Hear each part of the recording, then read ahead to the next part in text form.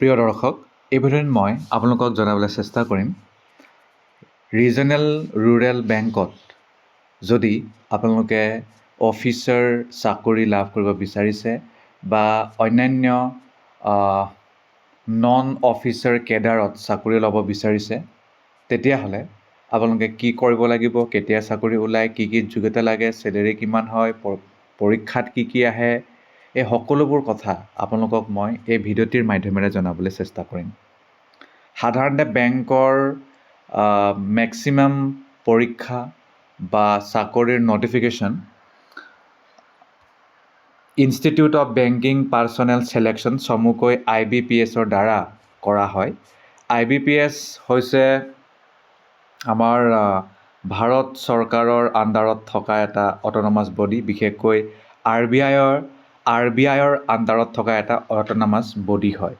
সম্পূৰ্ণ বেংকৰ ছিলেকশ্যন প্ৰক্ৰিয়া, চাকৰিৰ কথা তেওঁলোকে চালি জাৰি চায় আৰু তেওঁলোকৰ দ্বাৰাহে চাকৰি পৰীক্ষা পতা হয়।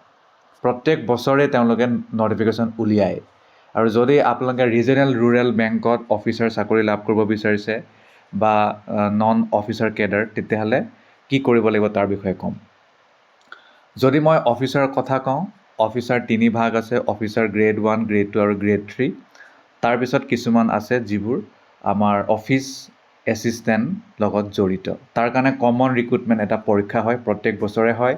যদি মই ৰিজনেল ৰুৰেল বেংকৰ কথা কওঁ, তেতিয়াহ'লে আমাৰ অসমত অসম গ্ৰামীণ বিকাশ বেংক, সেইটো এটা হৈছে এটা ৰিজনেল ৰুৰেল বেংক।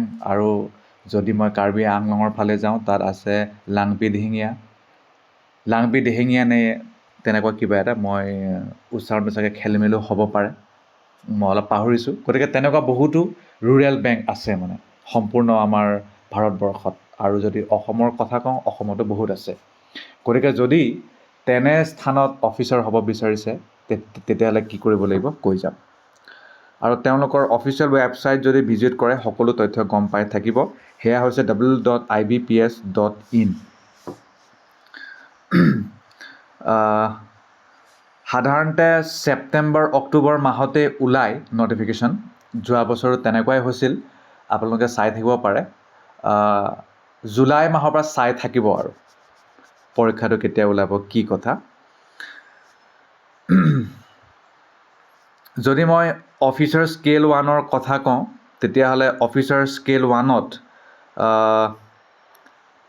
স্কেল 1ৰো একেই হয়। পৰীক্ষাটো অনলাইন হ'ব। প্ৰিলিমিনেৰী যদি পাছ কৰে তেতিয়া মেইনছলৈ যাব, আৰু মেইনছটো যদি পাছ কৰে তেতিয়া আৰু ছিলেকশ্যনটো পাব। আৰু স্কেল 2টো একেই হয়। স্কেল 2 আৰু স্কেল 3 তাতো একেই হয়, ইণ্টাৰভিউ পাছ কৰিব লাগিব। আৰু যদি মই অফিচ এছিষ্টেণ্টৰ কথা কওঁ, মাল্টিপাৰ্পছ হ'ব, ইয়াতো একেই। প্ৰিলিমিনেৰী আৰু মেইনছ থাকে, ইয়াত ইণ্টাৰভিউটো নাথাকে।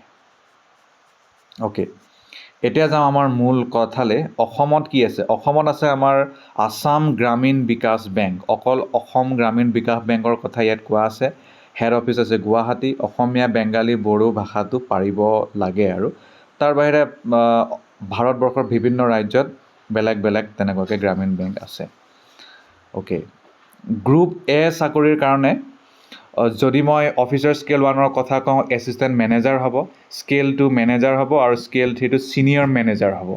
গ্ৰুপ বিটো হ'ব অফিচ এছিষ্টেণ্ট মাল্টিপাৰ্পছ, বয়স 18ৰ পৰা 28 গ্ৰুপ বি, আৰু 18ৰ পৰা 30 যদি স্কেল 1ৰ কথা কওঁ, স্কেল 2 21ৰ পৰা 32, আৰু স্কেল 3 21ৰ পৰা 40।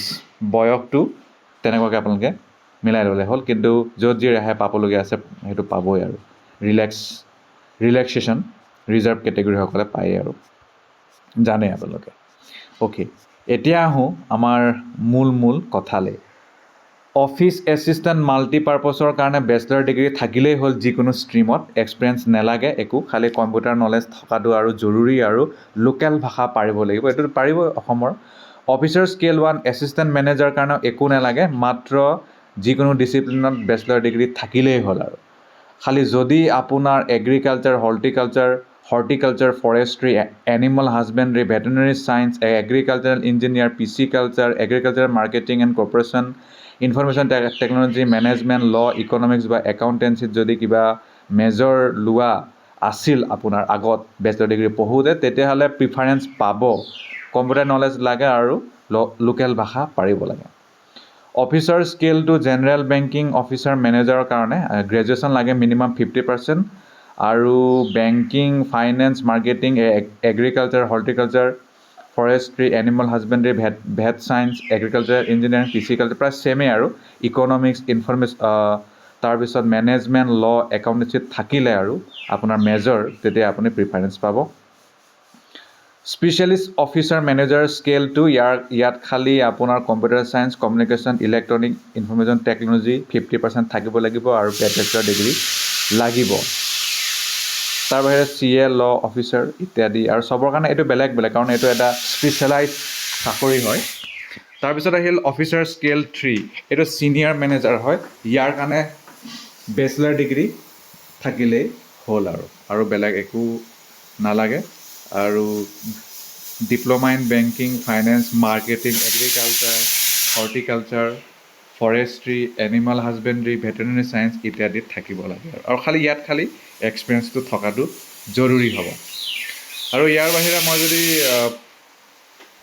পৰীক্ষাৰ কথা কওঁ পৰীক্ষাত কি আহিব মই সেইটো কৈ যাওঁ প্ৰিলিমিনাৰী পৰীক্ষা অবজেক্টিভ টাইপ হ'ব ৰিজনিং আহিব 40টা কুৱেশ্যন 40 মাৰ্ক 20 মিনিট তাৰপিছত নিউমেৰিকেল এবিলিটি 40টা কুৱেশ্যন 40 মাৰ্ক 20 মিনিট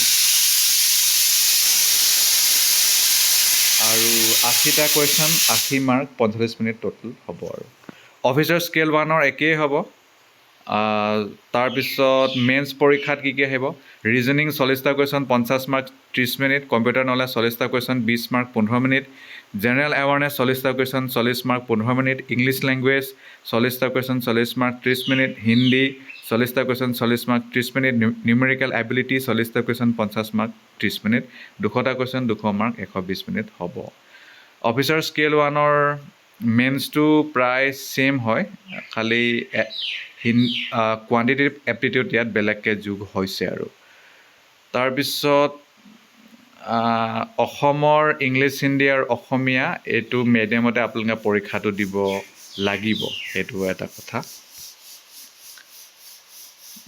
ফাইনেন্সিয়েল নলেজৰ ওপৰতো আহিব ক'ৰবাত মানে এইবোৰ স্পেচিয়েলাইজ চাকৰিৰ কাৰণে হ'ব চবৰ কাৰণে নহ'ব পাৰে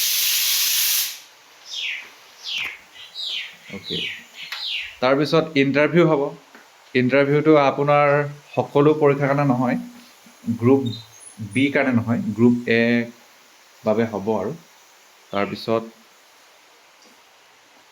ইয়াত চেলেৰীৰ কথা উল্লেখ আছে নেকি মই চাইছোঁ চেলেৰীটো এনেও অফিচাৰ ৰেংকৰ ভালেই হ'ব তথাপিও চেক কৰি চাইছোঁ